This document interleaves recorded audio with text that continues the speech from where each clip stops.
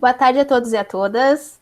Estamos reunidos aqui para iniciar as apresentações das comunicações orais da Sala 1, que tem como tema as experiências de práticas pedagógicas inclusivas. Meu nome é Jennifer, eu sou mediadora dessa sala. Eu sou uma mulher negra de cabelos longos, hoje eles estão soltos, estou vestindo uma blusa azul e uso aparelho dentário. No fundo do meu cenário é possível ver uma parede de cor cinza. Cada apresentador vai ter um tempo de explanação de 10 minutos para sua apresentação e no final a gente vai fazer um debate. Já iniciando, então, gostaria de passar a palavra para a apresentadora Aline Castro. Por favor, Aline, a palavra está contigo. Boa tarde a todos. Então, me chamo Aline Castro, sou pedagoga do Instituto Federal Sul Rio Grandense, no campus Sapucaia do Sul, desde 2014.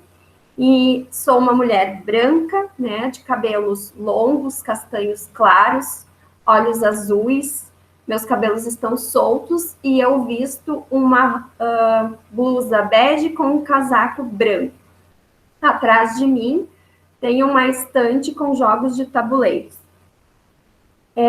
Junto comigo, né, escreveram este relato de experiência a Camila Bezold, que é nossa atual coordenadora pedagógica do campus, e a Marina Ribas, que é nossa colaboradora bolsista de AEE. O trabalho, então, ele trata das articulações entre a coordenadoria pedagógica do IFSU e o atendimento educacional especializado no trabalho junto aos estudantes com deficiência da EJA, né, na educação profissional e tecnológica, durante as atividades pedagógicas não presenciais que o campus iniciou no mês de outubro. Marina, tu gostaria de fazer a tua apresentação antes de eu iniciar? Sim. Eu sou Marina Ribas, colaboradora bolsista AEE, do campus IFSU de Sapucaia, mulher parda, cabelos médios, olhos castanhos escuros, eu uso o aparelho nos dentes, estou gestante e atrás de mim tem uma cortina na cor marrom. Bom, então o contexto do nosso relato de experiência, ele é no campus Sapucaia do Sul, na região metropolitana de Porto Alegre, é um dos 14 campos do Instituto Federal Sul Rio Grandense, né? Aqui no Rio Grande do Sul, nós temos 3 institutos federais e o nosso campus, então, é parte de um desses institutos. Nós vamos tratar especificamente do curso técnico em administração. Ele é um curso integrado ao ensino médio, na modalidade de jovens e adultos da educação profissional e tecnológica. Neste curso, então, a gente tem cerca de 10, 12 estudantes com deficiência, e estes são o público, né, do atendimento educacional especializado, ao qual o nosso trabalho vai tratar. Nós começamos as atividades pedagógicas não presenciais justamente em função da pandemia ocasionada pelo coronavírus, né, em que tivemos o fechamento das escolas, das universidades, para evitar as aglomerações, né, como uma das recomendações da OMS, e essas atividades pedagógicas não presenciais, elas foram organizadas a partir de diretrizes, por meio de um diálogo coletivo com todos os campos do IFSU. E aí nós iniciamos esse trabalho, então, remoto, somente no mês de outubro do ano passado. Antes disso, a gente ofertou apenas atividades optativas aos nossos estudantes. E foi justamente neste período, né, em que começamos as APNP, que nós tivemos também, pela primeira vez, trabalhando conosco no campo, as profissionais de atendimento educacional especializado, por meio de um edital, né, que foi ofertado pela reitoria, e aí os campos aderiram a este edital, e hoje nós temos 2 colaboradoras bolsistas, então, que é a professora Marina e a professora Renata, que também está presente aqui nesta sala de comunicações orais. como eu disse antes, foi a primeira vez, né, que o campus teve esse atendimento, e também foi uma ação pioneira dentro do nosso instituto. E aqui na imagem eu já trago, né, que este atendimento educacional especializado, ele também teve que se reinventar, porque nós estamos nesse momento do remoto, né? Então, fazer o atendimento via remoto.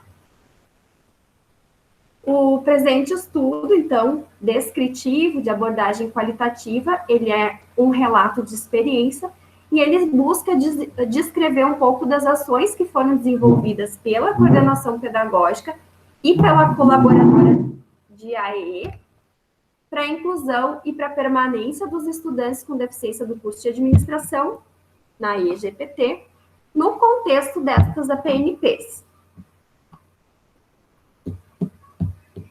Marina? Então, a proposta das colaboradoras bolsistas AE do campus IFSU de Sapucaia.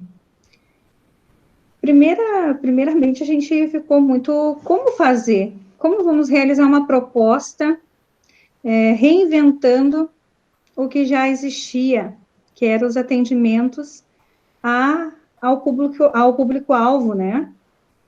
Ou melhor, que nem existia ainda dentro da IFE, né? Então, nós somos as pioneiras, como disse a Aline. Então, pensamos em realizar encontros semanais com os estudantes e com a família, para garantir a qualidade do aprendizado, durante o fechamento das escolas, como disse a Aline, no período da pandemia. Então, lá já se vão 8 meses como colaboradoras, tanto Renata como eu, aproximadamente, né, desenvolvendo esse trabalho. Então, precisamos encontrar alternativas, juntos dos profissionais docentes, com meios, métodos, dentro das adaptações curriculares que já existiam, que eles já realizavam, mas inovando para o meio tecnológico, ou seja, ele online. E ainda mantendo um olhar sensível na construção de uma aprendizagem significativa para aquele estudante. Como fazer isso? Uma máquina virar humana. É isso que foi o nosso desafio, né? Humanizar o meio tecnológico. Trocando, então, experiências em reuniões individuais, coletivas, entre o COPED e os profissionais docentes. Né? Então, pode passar, Lina. Como foi realizado esses atendimentos? O AE online, inclusão digital, editais. Quais os recursos para esses editais? Atendimento dinâmico, o uso da tecnologia? Como assim? Como fazer isso? Para se tornar um atendimento atraente, e então aceitamos esse desafio para tornar inclusivo. Um método pioneiro dentro da IFSU de Sapucaia. Pode passar. Esses atendimentos, então, em conjunto com os docentes, e realizamos várias pesquisas, várias conversas, de como realizar essa assistência remota, humanizando ela de uma forma significativa, né? Então, assim, os atendimentos foram condizentes com as possibilidades dos alunos. Levamos, então, em consideração as condições do acesso à internet, a disponibilidade da família e como eles tinham essa disponibilidade, o uso dos computadores, de celulares, tudo o que existia à mão. A oferta de horários alternativos, que a família conseguia estar cedendo o celular para aquele estudante que não tinha. Até depois chegar aos editais, quais nós mediamos, né, para que eles tivessem acesso a essa tecnologia, então, fornecida por método de edital pela IFSU. Uma oferta que deu certo.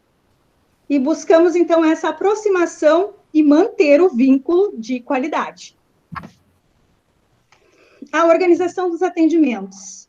Leio. É este? Isso. A organização dos atendimentos sempre em contato com o meio pedagógico, né, e o NAPNE, nós contatamos, então, essas famílias e os estudantes, preparamos eles para os recursos de atendimento próprio e individual. Como assim? Próprio e individual. Fornecendo a eles estratégias de como usar o meio tecnológico, que eles não tinham essa familiaridade. 1 minuto. E usamos, então, o meio de WhatsApp, uma comunicação virtual. Pode passar ali. Nem sempre deu certo, porque muitos deles só queriam conversar. E foi assim que fomos buscando essa manutenção de vínculo. Acho que isso a gente já falou, Aline, estamos dentro das competências, né? E é isso, pode falar, Aline. Então, as considerações finais, né, que a gente valorizou a participação das famílias nessa construção de vínculo, também na aceitação da forma como o atendimento iria acontecer. Muitos estudantes ainda estão construindo a sua autonomia, né, então precisam muito da ajuda dos familiares, também com o meio tecnológico, né, e sendo remoto, isso caminha a passos lentos. As construções, elas foram compartilhadas diariamente com o NAPNE, a coordenação pedagógica, assim como a Marina falou. Acho que depois no debate a gente pode entrar mais nisso. E aí, como conclusão, a gente tem, né, a permanência, de fato, dos estudantes, né, essa manutenção do vínculo. E acho que foi fundamental, assim, a gente poder contar com atendimento educacional especializado, principalmente nesse momento das atividades remotas, pois no presencial os estudantes tinham apenas o atendimento individualizado com os docentes, os próprios docentes no contraturno, né? Uma espécie de reforço, né, com adaptação, enfim, mas eles nunca puderam contar com a AE, que a proposta é diferenciada, e foi super importante nesse momento para a manutenção do vínculo. E é isso. Obrigada, Aline, obrigada, professora Marina. Passo de imediato, peço que vocês parem a apresentação, para que de imediato a Flávia Dias possa proferir a sua apresentação. Já te deixo à vontade, Flávia, para começar. Boa tarde a todos. Eu sou a Flávia, falo aqui do Rondonópolis, em Mato Grosso.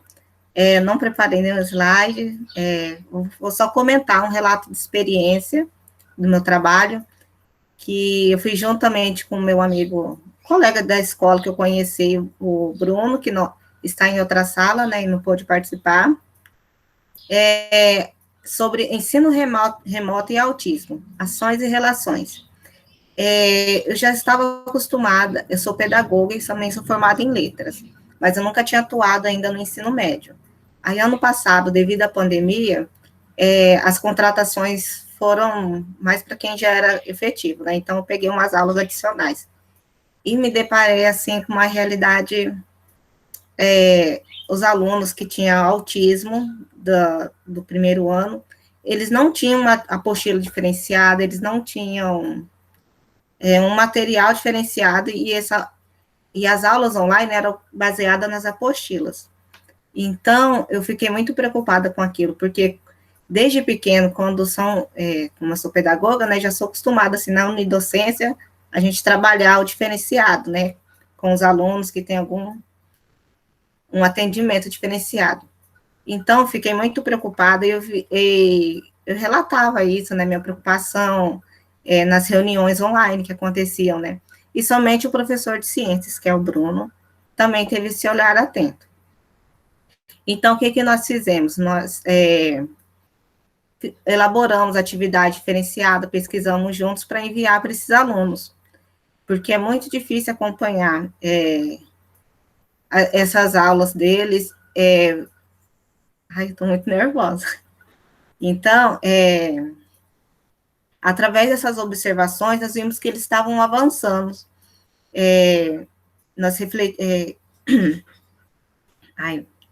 Então, nós pensamos que isso não estavam incluindo eles.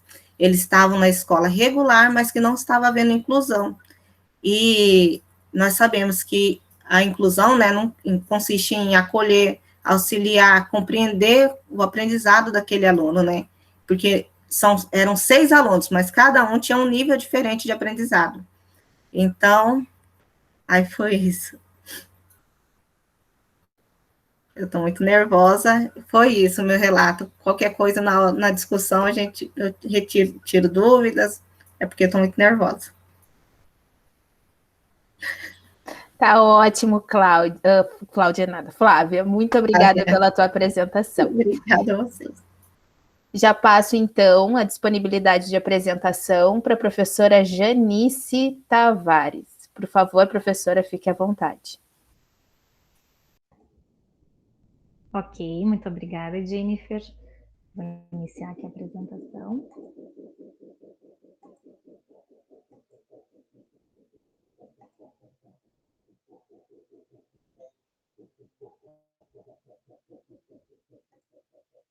Bom, meu nome é Janice, sou professora de língua portuguesa na rede municipal aqui do município de Pelotas, tá? Eu sou uma mulher branca, loira, olhos verdes, estou aqui numa parte da minha casa onde é o meu canto de estudo e trabalho. Eu visto uma blusa preta com um casaco azul, porque está um pouquinho frio aqui. No meu cenário, ao fundo, eu tenho um quadro que eu uso para trabalhar aqui nessas aulas online, né, nesse período remoto. E desde já eu agradeço a oportunidade de estar aqui nesse evento, né, trazendo um recorte do meu trabalho, do meu projeto de pesquisa de mestrado, intitulado Ecossistemas Assistivos para Pessoas com Deficiência Visual, como auxílio na disciplina de língua portuguesa, baseado na internet das coisas. Bom, com este trabalho, eu pretendo, né, abordar as possibilidades das tecnologias assistivas para pessoas com deficiência visual, a inclusão aliada à educação, a inclusão aliada às tecnologias, trago também a questão do aluno ser o protagonista do processo de aprendizagem e as possibilidades que a internet das coisas tem na área da educação. Bom, inicialmente nesse projeto eu faço uma abordagem quanto às tecnologias assistivas. Sabemos que as tecnologias assistivas elas são apontadas como importante aliada no processo de inclusão social e educacional de pessoas com deficiência e tem por objetivo romper as barreiras que limitam ou impeçam o aprendizado. Faço uma abordagem na questão tão importante e discutida que é a inclusão, né? Os processos de inclusão na área da educação são temas que atualmente vêm sendo discutidos. As tecnologias, por sua vez, vêm ganhando cada vez mais espaço no atual contexto inclusivo, com a perspectiva de auxiliar a prática dos profissionais que trabalham diretamente com pessoas com deficiência, tornando essas tecnologias assistivas uma verdadeira prática inclusiva.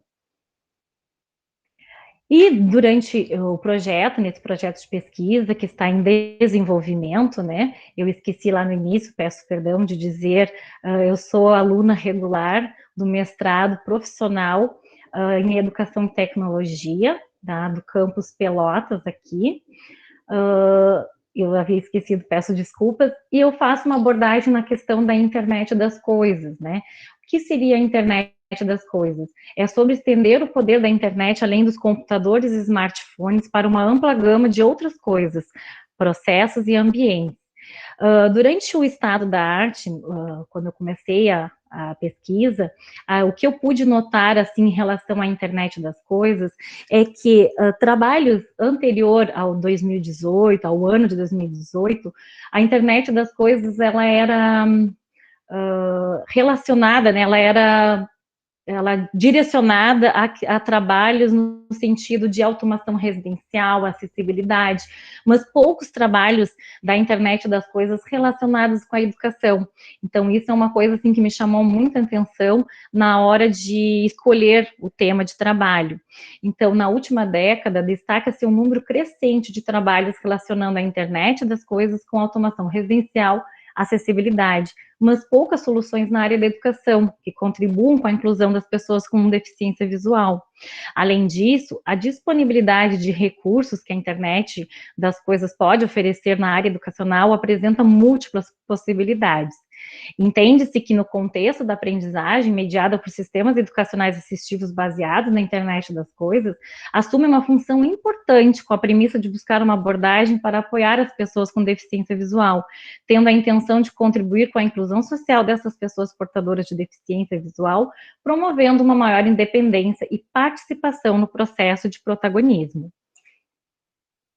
Bom, neste trabalho, nesse projeto, eu trago o Alexa, né, uma assistente virtual. Aí, muitas vezes, a gente para pensar, assim, o que a Alexa tem a ver, né, de que maneira eu posso relacionar a Alexa com a educação.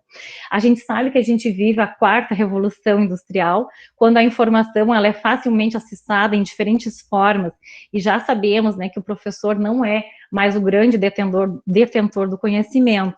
Então, a gente está, né, entrando na educação 4.0, onde o educador ganha um novo status de curador do conhecimento e guia do aluno no processo de aprendizado. Então, a gente sabe que tanto a Alexa como outros assistentes virtuais são instrumentos valiosos para a oferta de conteúdo. Aqui, eu fiz, assim, tentei explanar, assim, a sugestão, a ideia do projeto, né, de que maneira ele vai ser desenvolvido.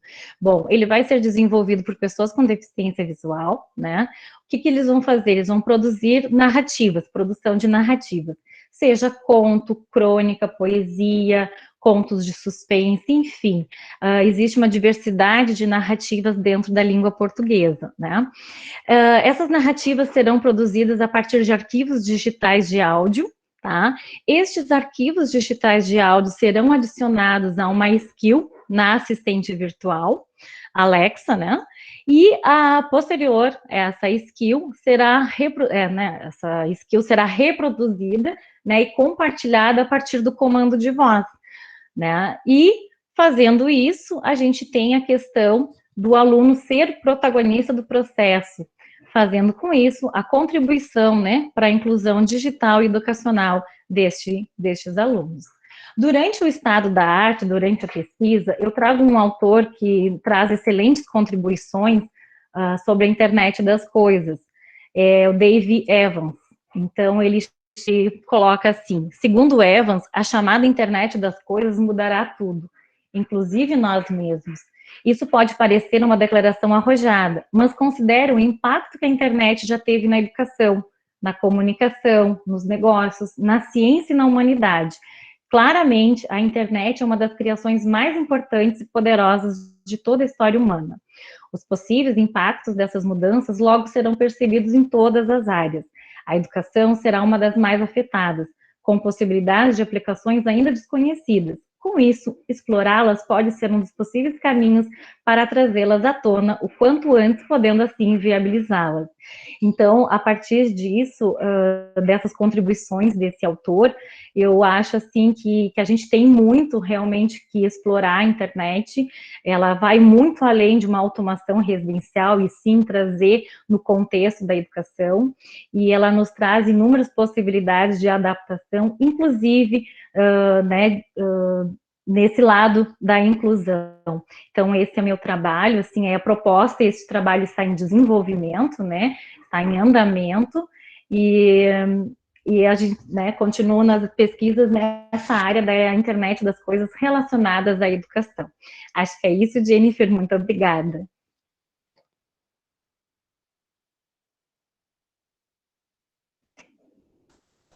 Obrigada, Genice. Eu já queria passar, então, a apresentação diretamente para Renata Malgarejo. Por favor, Renata, fique à vontade. Obrigada, Jennifer. Eu vou compartilhar a tela aqui. Calma aí que eu tenho que fazer. Aqui.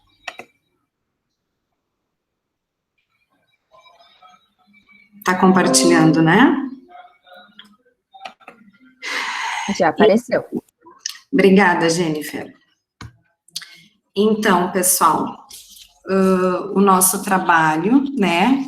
Eu me chamo Renata Melgarejo, sou educadora especial, trabalho no estado, né? Sou professora da rede estadual e colaboradora de AEE do IFSU também, junto com a Marina, no campus Sapucaia do Sul. Juntamente comigo, quem realizou esse estudo foi a Patrícia Eltz, que é atualmente coordenadora de um dos cursos técnicos, né, médio técnico do IFSU, e a Patrícia Pinto, que também atualmente é professora do IFSU. O nosso estudo chama-se Vivências da Coordenadoria Pedagógica e Atendimento Educacional Especializado junto aos estudantes com deficiência no ensino médio integrado durante as atividades pedagógicas não presenciais, as APNPs, como nós chamamos.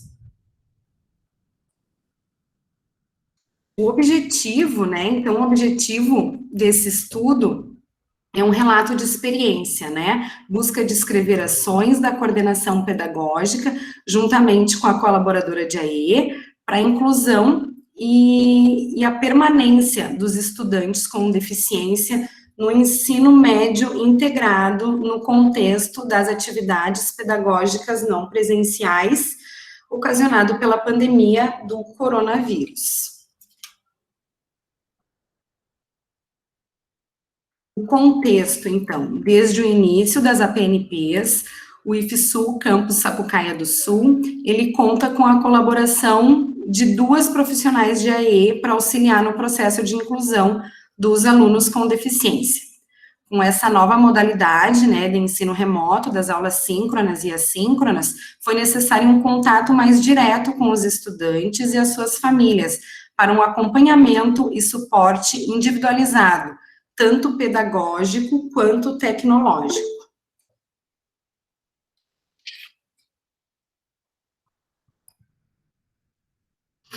Então, os papéis, né, da colaboradora de AE, identificar, elaborar, organizar recursos pedagógicos e de acessibilidade nessa nova modalidade de ensino, né, um remoto, incluindo os alunos tecnologicamente, minimizando barreiras para a plena participação deles, né, considerando suas necessidades educacionais especiais, para sua autonomia na realização das atividades síncronas e assíncronas, colaborando para o processo de ensino-aprendizagem de cada um. Aqui, então, eu vou trazer 2 casos, né, que nós tivemos sucesso, com essa parceria da coordenação pedagógica, do profissional de AE, dos professores do campus também, e da família, né, a família também tem um papel super importante nessa caminhada. Então, eu trago o aluno X, tá, que entrou no campus em 2020, tá no primeiro ano, né, ele tem 16 anos, frequenta o primeiro ano do curso técnico integrado em eventos, tem o diagnóstico de autismo, tem um atendimento e apoio semanal da professora colaboradora de AE, que faz uma mediação com os professores, com os docentes, para um atendimento individualizado. Então, eu tenho esse contato semanal com os alunos, e na medida da necessidade deles, a gente vai marcando com os professores, né, ou às vezes o professor entra em contato e me fala que o aluno precisa, e a gente marca, ou o aluno, quando sente a necessidade, entra em contato, né, comigo, e a gente acaba marcando esse atendimento.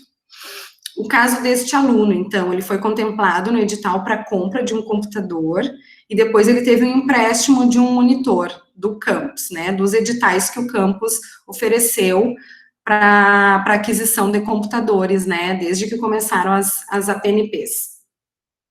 E este aluno em específico, ele teve uma redução de carga horária, então a gente teve uma flexibilização curricular.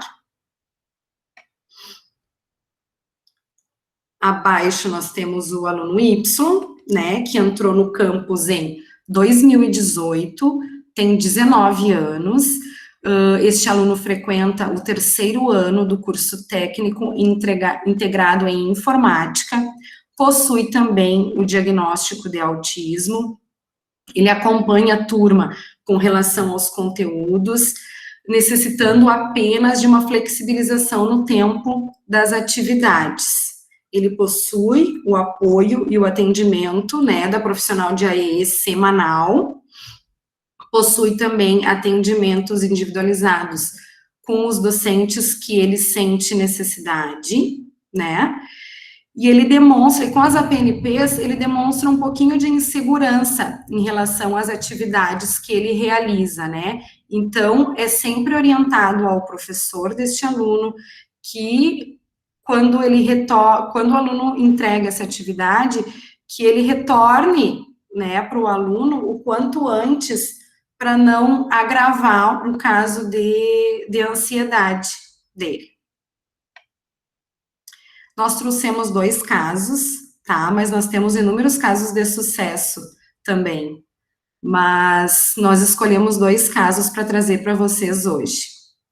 E as conclusões deste estudo é que o trabalho colaborativo entre o profissional, né, a profissional de AEE, a coordenação pedagógica, os professores, deu e está dando certo, super certo, pois o resultado é que ambos os alunos estão tendo aprovações nas disciplinas cursadas, e este estudo também nos mostrou a importância de se ter esse profissional de AEE, da educação especial, na equipe, né, na coordenação pedagógica e entre a equipe de professores do IFSU.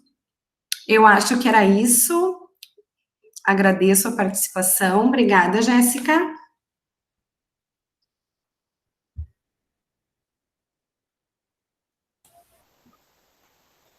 Obrigada, Renata. Eu estava vendo que eu achei que eu tinha feito uma coisinha errada, mas acho que deu tudo certo. Achei que eu tinha te tirado da sala quase.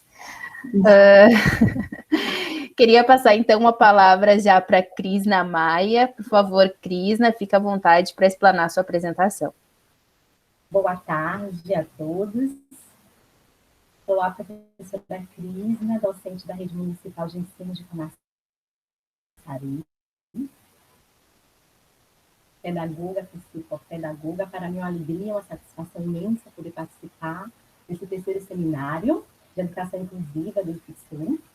Eu sou parda, cabelos e olhos castanhos escuras, tá bom?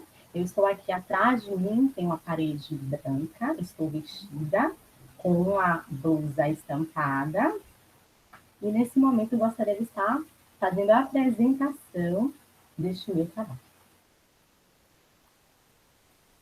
Um momento. Pronto, estamos agora fazendo esta apresentação deste trabalho, que tem por nome um olhar psicopedagógico para a inclusão escolar. Tá certo? Neste momento, vou dar continuidade. Esse trabalho, ele está desenvolvido e separado em 3 tópicos.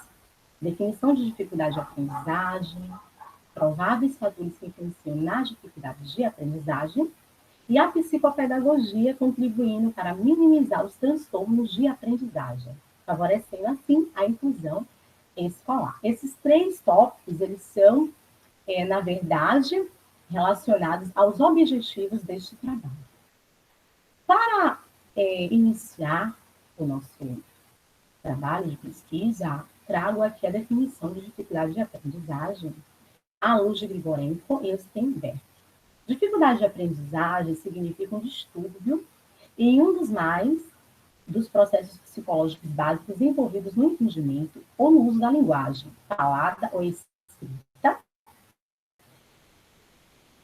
que pode se manifestar em uma aptidão imperfeita para ouvir, pensar, falar, ler, escrever, soletrar ou realizar cálculos matemáticos. Eu trago agora o tópico prováveis fatores que influenciam na dificuldade de aprendizagem. Antes de trazer esses prováveis fatores, eu relato aqui para todo o público alguns teóricos que embasaram este trabalho, né? Para entender todo o processo, todos os exercícios de desenvolvimento da aprendizagem, como a teoria do desenvolvimento cognitivo de Jean Piaget, a teoria de mediação de Vygotsky, eu trago Vallon, Eu trago TRICS com a eletroescrita, ferreiro, e entre outros, que embasaram e se fazem importantes em todo o trabalho.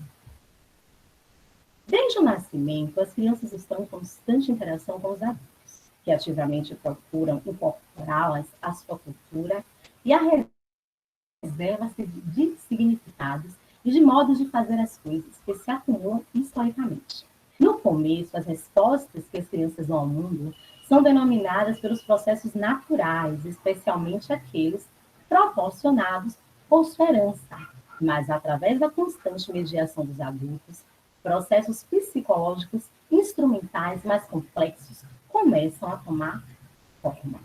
Então, aqui Vygotsky traz que desde o nascimento essa criança está o quê? Ali em interação com a sua cultura, com a sua história, e esses processos vão ao longo da sua vida, não é? Tornando assim até a fase adulta. Então, vai todo um processo de aprendizagem através do seu desenvolvimento histórico. E aqui eu trago, então, esses prováveis fatores que influenciam na dificuldade de aprendizagem, como carências afetivas, deficientes condições habitacionais. Trago também aqui nível elevado de ansiedade, relações interfamiliares conflituosas, né? Métodos de ensino próprios, inadequados, transtornos na aprendizagem, eletroescrita, como a dislexia. Então, aqui, vou dar um exemplo. Um aluno que, naquele momento, ele está lendo o texto. Quando ele lê, ele não consegue compreender a leitura. Mas, quando ele ouve aquele mesmo texto, ele já compreende. Então, este profissional, com um olhar, vai saber que este aluno ele aprende de uma maneira diferente, não é? E aqui vem a psicopedagogia, que é o estudo, não é? Ele estuda o processo da aprendizagem e suas dificuldades, tendo, portanto, um caráter preventivo e terapêutico. O objeto de estudo da psicopedagogia é os atos de aprender e de ensinar. Ali, o psicopedagogo, de forma preventiva, ele vai trabalhar no âmbito escolar. E, terapeuticamente, ele vai trabalhar em identificar, analisar, planejar, intervir nas etapas de diagnóstico. Na atuação do psicopedagogo é fundamental a escuta. Nesse contexto, é imprescindível também o olhar clínico, pois esse olhar tem como intenção perceber um sujeito que aprende de forma completa em sua relação com os outros. O olhar psicopedagógico precisa encontrar resposta para algumas perguntas. Por que a criança não aprende? Por que ela não está conseguindo desenvolver todas as suas potencialidades? O que está impedindo-a de aprender? O olhar psicopedagógico, então, está atento às condições necessárias à aprendizagem. Assim como existem fatores que favorecem, não é?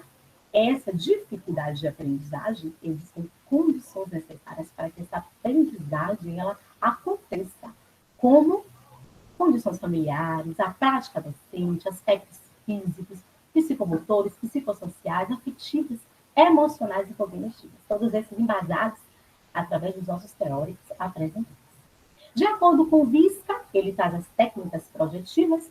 Elas têm como objetivo investigar os vínculos que o sujeito pode estabelecer em 3 grandes domínios, justamente o domínio escolar, o familiar e consigo mesmo, os quais é possível reconhecer 3 níveis em relação ao grau de consciência dos distintos aspectos que constituem o vínculo de aprendizagem. Então, aqui o psicopedagogo ele tem esse olhar voltado à escola, à família e com o próprio estudante.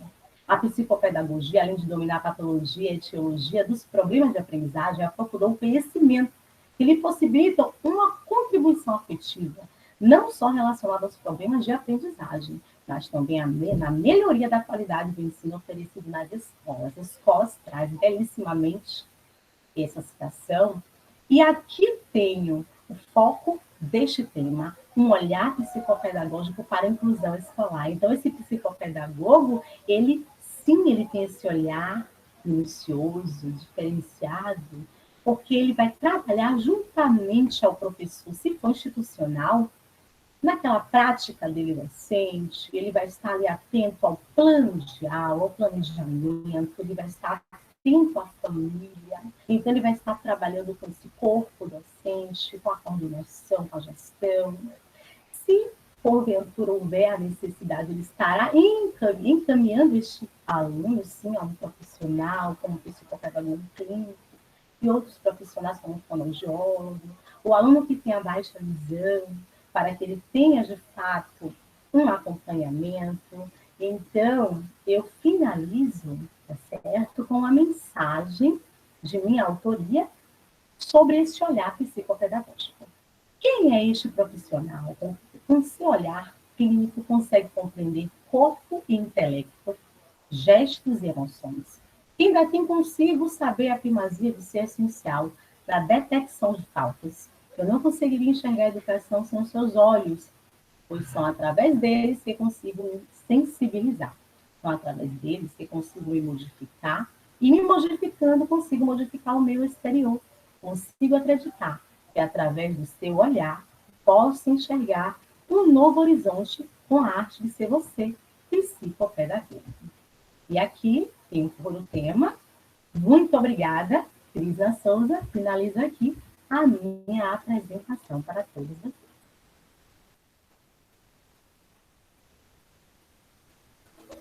Muito obrigada. Estava com o microfone desligado. Obrigada, Crisna, pela apresentação. Gostaria de agradecer a todos. O próximo apresentador seria o professor Luan, mas ele não pôde estar presente conosco, nos avisou antecipadamente. Gostaria de parabenizar a todos pelos trabalhos realizados e apresentados.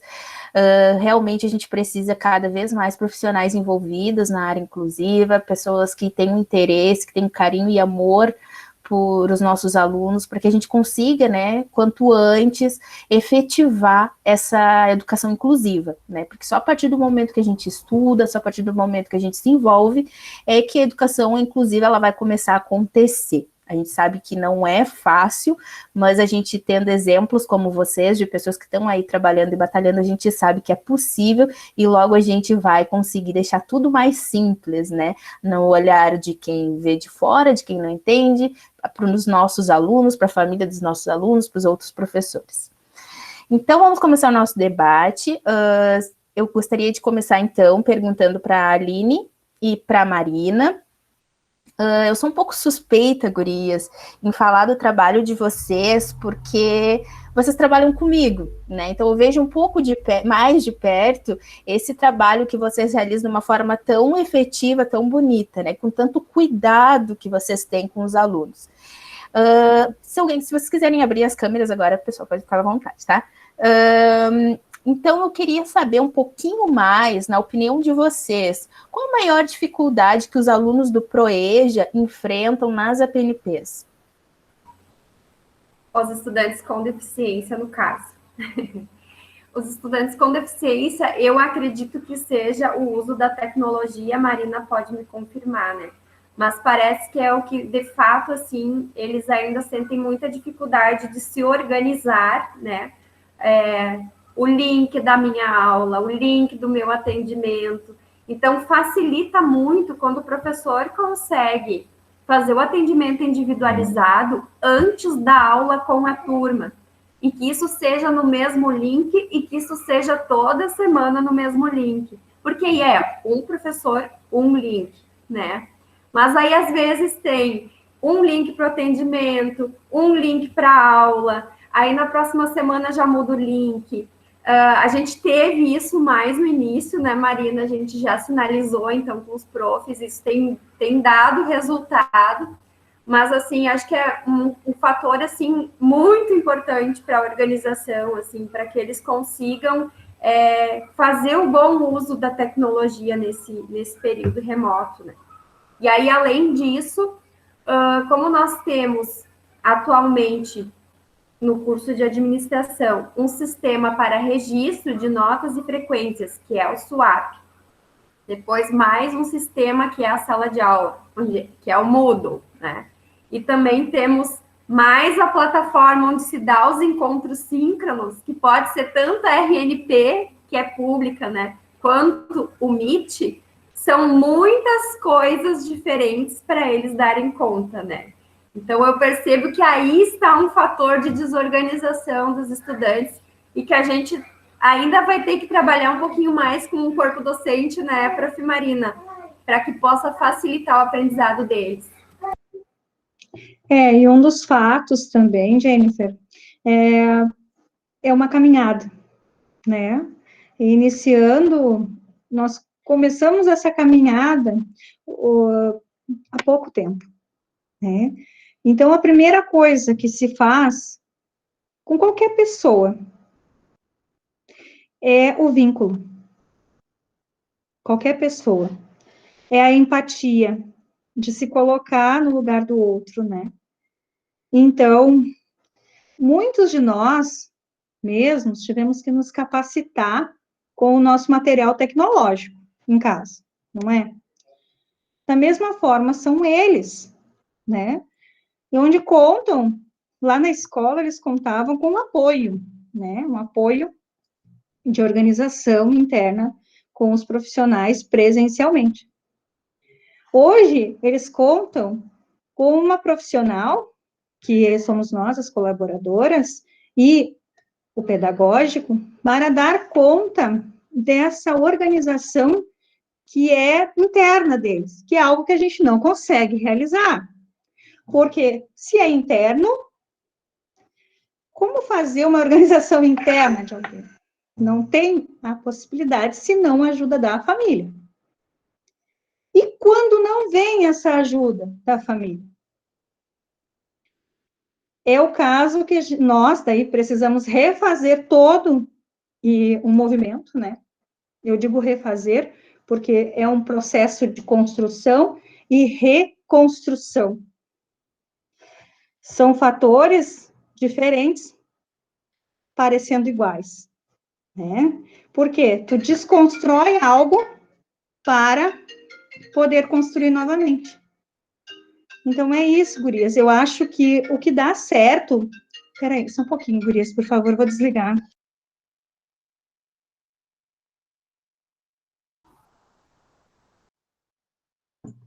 Em casa, né? Sabem como que é. Então, obrigada e desculpa. Na realidade, esse é um processo e nós vamos continuar com esse método.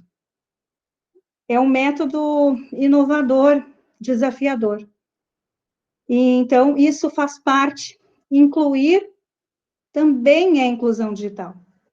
E é o que a gente tem feito, sabe? É um desafio, Jennifer. Como tu me perguntou, quando tu perguntou para a Aline, o que nós conseguimos, assim, ó, o que está dando certo, que os professores também visualizaram isso com rapidez, foi manter os links das aulas síncronas o mesmo. Isso dá certo. Porque, até mesmo para a gente, porque se eles perdem, eles sabem a quem recorrer naquele momento. E se eu não tenho, daí é complicado. Daí eu fico lá, Aline, daí eu ligo, eu pareço uma criança, né, pedindo assistência. Mas os pais também ficam chateados naquele momento, porque muitos chegam, a aula começa às 7h30, às 19h30, porém, eles chegam às 8h do trabalho. Então, tem todo um movimento, né, e a cobrança, ela vem, tu disse que tu ia fazer tal coisa, então, é isso, né, nós vamos ter que manter o que está dando certo, e inovar o que a gente pode construir com eles, né, para que dê efetivo resultado de qualidade. É isso.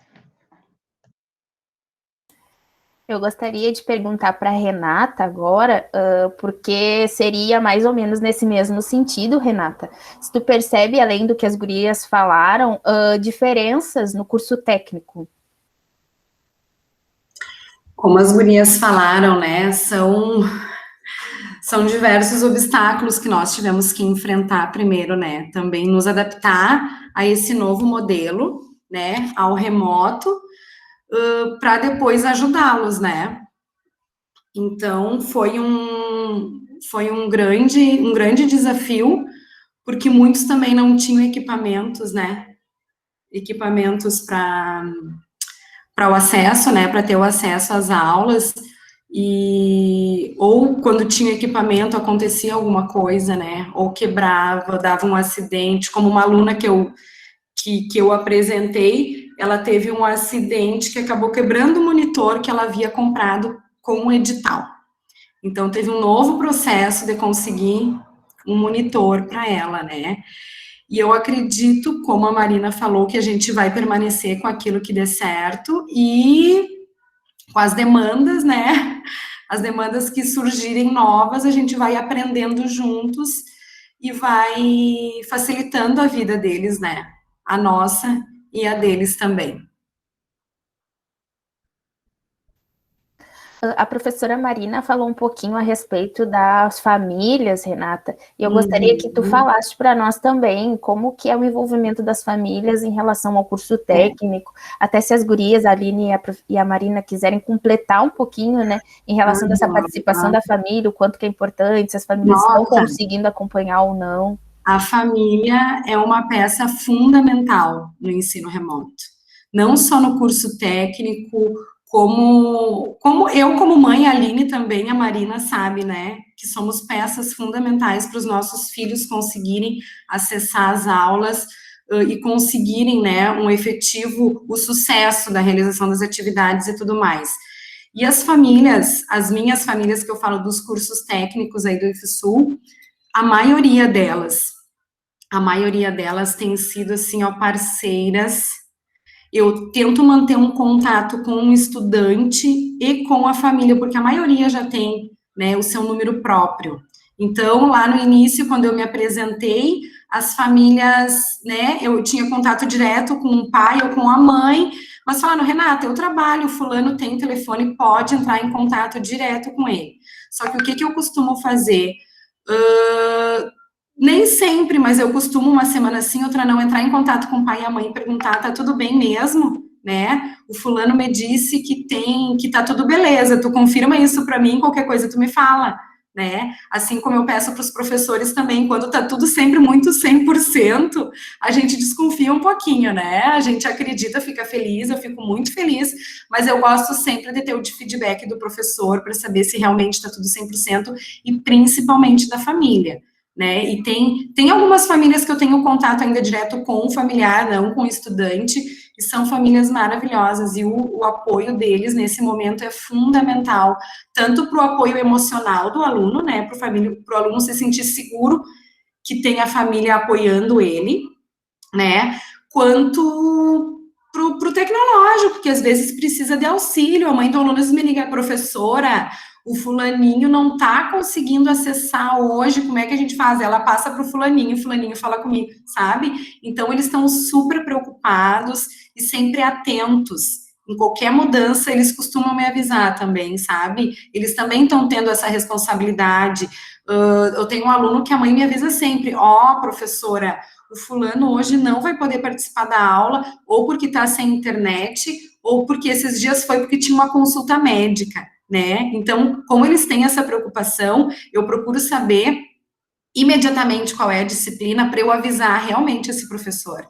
Eu acho super importante, o professor sempre agradece, fala, Renata, senti mesmo a falta. E eu sempre dou um feedback, né? Não foi no médico, mas tá tudo bem. Eu quero saber também como eles estão, né? Como a Marina falou, esse atendimento humanizado, nós somos seres humanos, nós somos, né, a gente tem que saber, ainda mais esse momento, né, da pandemia, que tá todo mundo um pouquinho mais frágil, né? A gente tá mais sensível, mais frágil, então a gente saber como o outro está antes de fazer qualquer questionamento, talvez a gente entenda a resposta dele, né, depois. Eu vou contribuir também, Renata, contigo, visto da tua posição, que é a posição mais efetiva hoje, em todas as situações, não só com os alunos de educação inclusiva, viu? Mas, na verdade, com todos. Vocês mesmos falaram, eu sou mãe, né? Claro, por quê?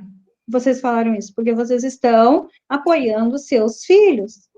Eu não coloco isso como no início foi, mas agora é comigo, as famílias falam, né? Agora é comigo, sempre foi. Sempre foi com a família. E a nossa assistência, ou seja, ela não é uma assistência familiar. Nós fazemos uma assistência estudantil. E isso que eu sempre coloco, o tripé. família, escola e especialistas, né? Dessa forma, nós conseguimos uma efetiva aprendizagem de qualidade, porque para isso nós precisamos que cada um se coloque no seu lugar, né? Nós não estamos transferindo hoje um método pedagógico, um método de instrucional, para as famílias realizarem, até mesmo porque os professores estão disponíveis nos seus atendimentos, né? Eles têm um horário de atendimento que é valioso, viu, Jennifer? Para que se tenha essa positividade, e também para que o aluno tenha essa construção junto do professor. Claro, eles muitas vezes não ligam as câmeras, porque eles são envergonhados, né, gente? Mas os professores, às vezes, dão uma insistida, abre a câmera, eu quero te ver, como é que tu tá? Né? Às vezes eles abrem acanhados. Mas esse é um fato que é um processo, né? Se na sala de aula já gostava de ficar lá quietinho, imagina online. Então, são respeitos, né? E nós já estamos invadindo, eu costumo dizer assim, me desculpa a invasão, posso falar um pouquinho com a senhora? Posso falar com você? Eu sei que o nosso horário de atendimento é tal, mas eu posso falar agora, nesse momento, algo que é porque às vezes surgem.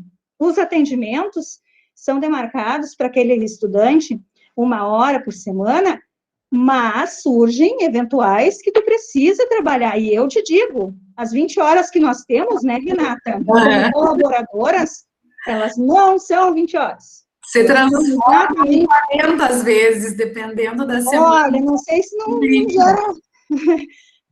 Então, é isso que eu digo, porque nós não tratamos só com os alunos, nós tratamos com os familiares, nós conversamos com os professores, com a parte pedagógica, né? Então, nas reuniões, nos chás, uma coisa efetiva que tem dado muito certo é esse contato que nós temos direto com os profissionais das áreas, porque isso faz com que essa confiança se torne credibilidade. Não só naquele momento, uma confiança é algo que tu dá, eu confio, mas a credibilidade é algo que tu sabe que tu pode chegar e pode perguntar a qualquer momento que tu será respondido, que tu vai fazer a troca, né, de experiências a chegar uma conquista num ideal comum, né? Então é isso, minha contribuição. Não é só eu que tenho participação especial do filho, né? Esse contexto remoto, assim, às vezes é difícil, tu não consegue, e agora pelo fato de estarmos há tanto tempo já em casa, assim, ela não me deixa, ela tá o tempo todo grudada comigo, sabe? Então, às vezes eu até tento deixá-la no quarto, enfim, mas daqui a pouco eu vejo ela tá na minha volta, não adianta. Eu ia falar, Marina, justamente isso que tu falou, dos estudantes terem vergonha, né? Se sentirem intimidados, assim, para abrir câmera, para participar dos atendimentos, tá? Eu percebo isso mais no técnico integrado diurno, que são os adolescentes, tá, Jennifer? Me parece, assim, que os adultos da EJA, eles já conseguem ter alguma desenvoltura um pouco melhor, assim, de abrir câmera no atendimento, mas nos adolescentes isso aparece mais, então seria, assim, uma das diferenças.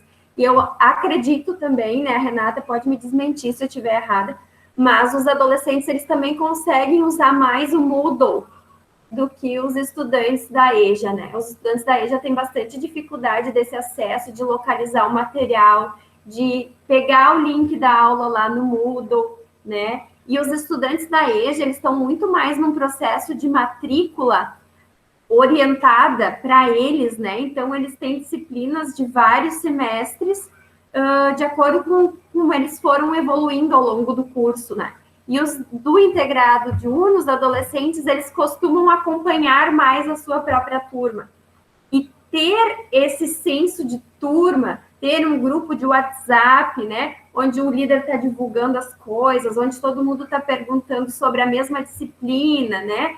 Isso ajuda também o estudante, do adolescente, a se organizar. e isso os da EJA não têm, né? Eles costumam ter essas disciplinas assim muito espalhadas pelos semestres do curso, que é talvez uma das coisas que a gente vai ter que começar a rever agora que a gente teve, né, a colaboração da Renata e da Marina, que a gente achava que estava dando super certo, mas talvez a gente freou demais, assim, muitos estudantes, e acho que isso fica como um bom aprendizado, assim, desse período que a gente teve a colaboração das profissionais de AEE. Obrigada, gurias. As minhas próximas perguntas seriam para a Flávia, mas acho que ela teve algum probleminha, então eu vou passar as perguntas dela, que ela não está mais presente na sala. Eu vou passar para a pergunta que eu tenho para a Janice. Janice, o teu trabalho ele é muito relevante e realmente, né, as tecnologias estão aumentando, fazendo com que a gente crescendo e dando mais oportunidade para as pessoas com deficiência visual e também outras deficiências, né, o que é muito bom. Eu queria saber, assim, o que tu espera do teu trabalho, né? O que tu acha que vai te trazer de resultados legais, assim, que tu almeja encontrar, né, através da tua pesquisa, e se o teu trabalho ele é inédito, ou se tu já tem alguma, como é que eu posso dizer, alguma expectativa, né, baseada em outros trabalhos que possam ter sido apresentados, ou que tu possa ter lido aí nessa tua parte referencial e teórica.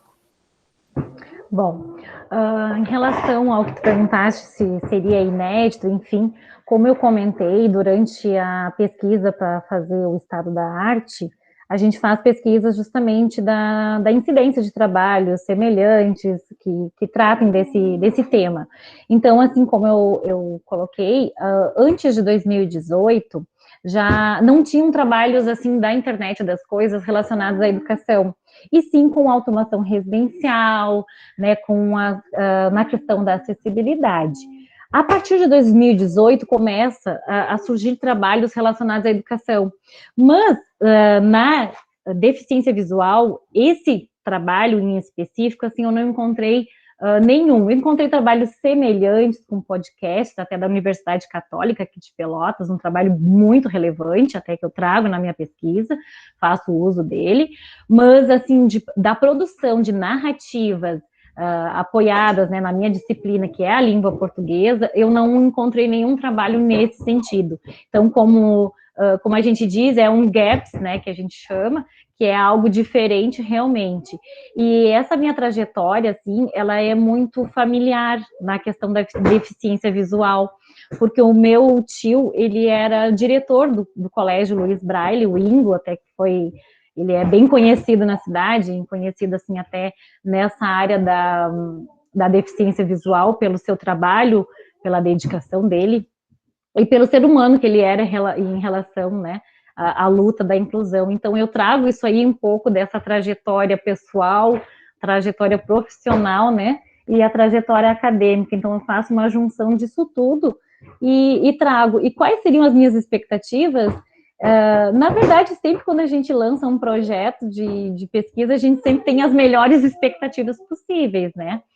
E eu espero, assim, estar contribuindo, né, fazendo com que essa proposta se torne uma tecnologia assistiva, que pode também ser, não somente para deficiência visual, mas ela pode ser adaptada a outros tipos de deficiência, né? Mas eu trago ela na deficiência visual justamente pela minha trajetória familiar. Então, a minha expectativa, juntamente com o projeto, é com certeza das melhores. Eu espero que esteja bem aceito na escola, né, onde eu pretendo desenvolver ano que vem. E já conversei um pouco sobre o trabalho, está sendo bem aceito, a acolhida pelo projeto foi bem boa. Então, as expectativas em relação a isso estão sendo bem positivas. E, mais uma vez, né, eu relato que a questão da internet das coisas, ela está aí para a gente explorar, e existe muitas possibilidades para trazer ela para a educação. Então, esse é o meu foco, né, de trazer realmente algo diferente. Realmente é algo bem diferente, bem inovador, e que bom que tu está pesquisando sobre isso, né? A minha próxima pergunta agora é para a Crisna. Crisna, quais são as principais atitudes que o psicopedagogo tem quando um professor percebe uma dificuldade do aluno, como que acontece o contato com a família? O que o psicopedagogo vai fazer a partir do momento que percebe essa dificuldade? Vai encaminhar para a família, vai conversar com a família, encaminhar para um profissional especializado, né? E se tu tens algum exemplo prático, assim, que tu passou no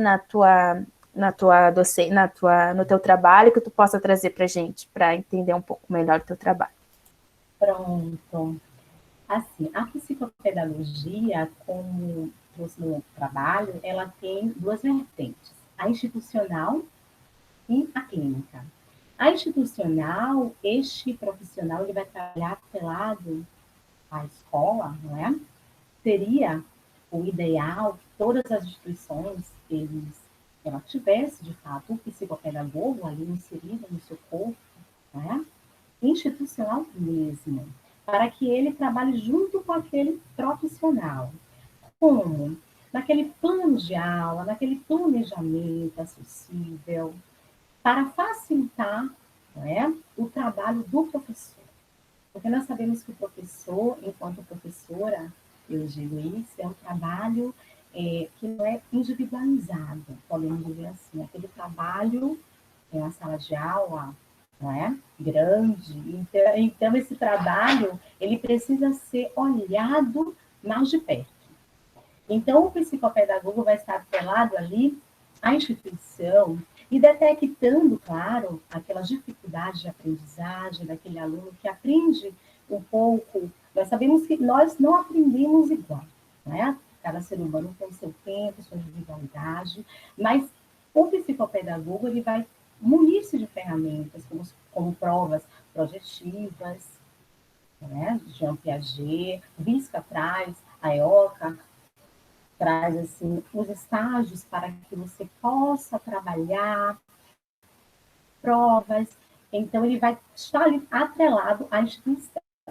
Detectando este problema de aprendizagem, ele vai estar junto à família. Então, ali junto à família, um pouco desde o momento dele no ventre. Né? Então, é um trabalho bem, assim, bem específico mesmo. Mas, para fazer esse trabalho, o indicado em instituição é que esse psicopedagogo institucional, ele leve até um psicopedagogo clínico. Esse psicopedagogo clínico, ele vai trabalhar individualmente. Então, ele vai trabalhar as provas projetivas, ele vai fazer anamnese com aquela criança, então ele vai trazer todo o histórico, tanto da gravidez desse tamanho, todos os problemas, essa criança teve algumas doenças durante o seu percurso, então ele vai trazer todo o histórico, assim como diz, não é, os teóricos que embasaram o trabalho, Vygotsky, e ele vai trabalhar justamente esse momento da anamnese também. Então, ele vai trazer todo o aparato teórico para chegar até este fato. Por que o aluno ele não está aprendendo de fato? É interessante trazer assim, na época do trabalho da especialização, porque, na verdade, este meu trabalho é uma releitura do trabalho de especialização, que foi justamente sobre a dificuldade de aprendizagem, esse olhar psicopedagógico. Então, fiz, sim, o meu estágio na época com um aluno com dificuldade de aprendizagem, e ali me muni de ferramentas. Então, ali trouxe as provas projetivas, de Jean Piaget. Então, para trabalhar com essa criança e fazê-la de fato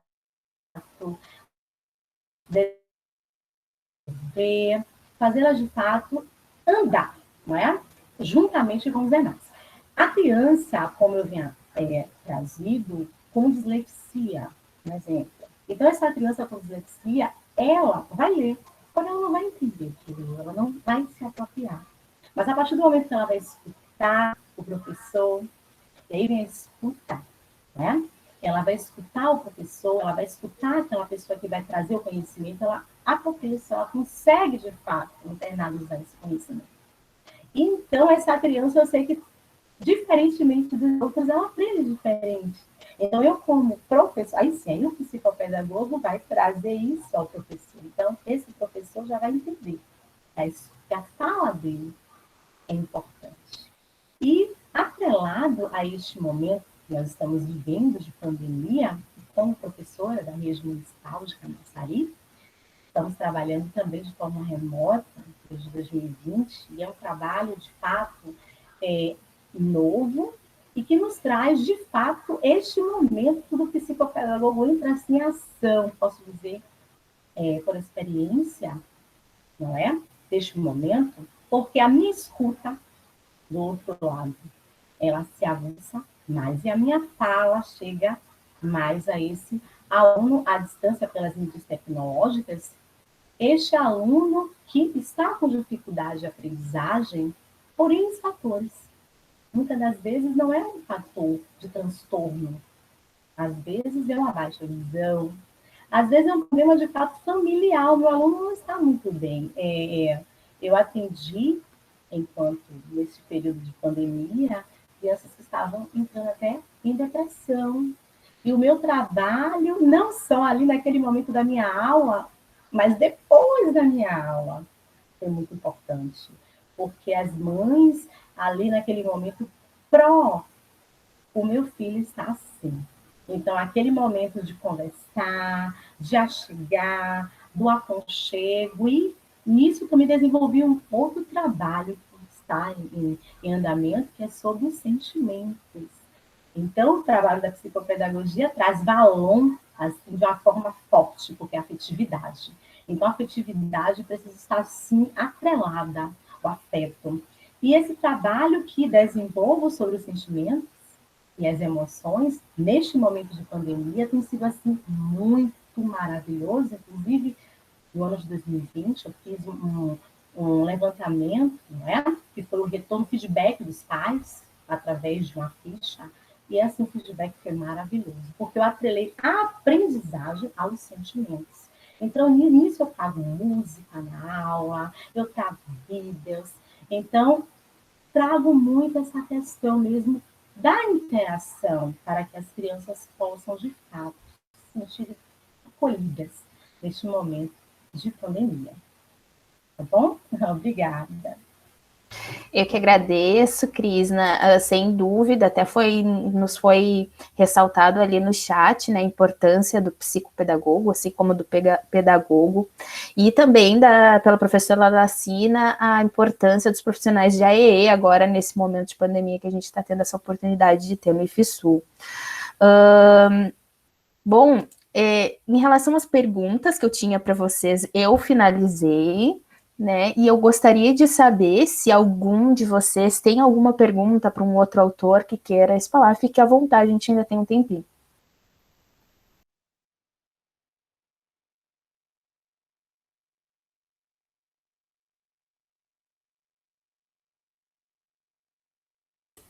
Bom, acredito que não temos mais perguntas, então eu gostaria de agradecer imensamente a todos por ter se envolvido no nosso evento, por ter enviado seus trabalhos, por estarem aqui apresentando e nos dando essa oportunidade de conhecer vocês, conhecer o trabalho de vocês, de trazer trabalhos de vários lugares do Brasil. A gente fica muito feliz. Esse vídeo, então, está sendo gravado, ele vai ser disponibilizado no YouTube logo após o término da nossa apresentação. À noite nos encontramos, então, na palestra do professor Dalmir, espero que estejam todas lá, e um grande beijo, um grande abraço, se cuidem na pandemia, fiquem em casa, e é isso, muito obrigada, viu? Tchau, tchau. Tchau, tchau. Tchau, gente, Obrigada. foi um prazer. Foi um prazer. Um prazer. Pronto, pessoal, interrompi a gravação, já estamos fora do online. Eu acho, tá aparecendo gravando aqui, peraí. Interrompi agora.